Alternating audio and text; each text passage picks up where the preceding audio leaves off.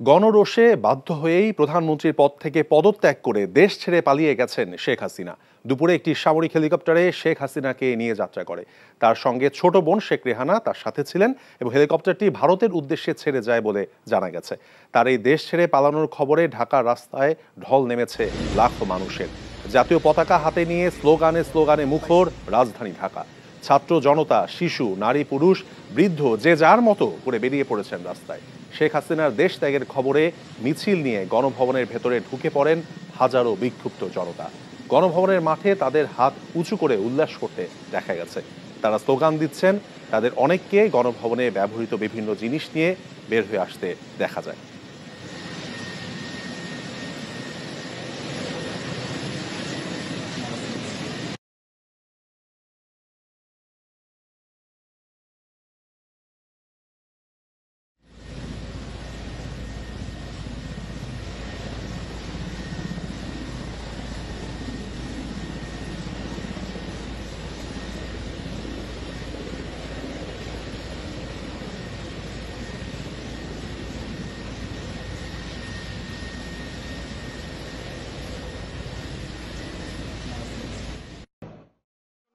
সবাই এখান থেকে বিস্কিট নিচ্ছেন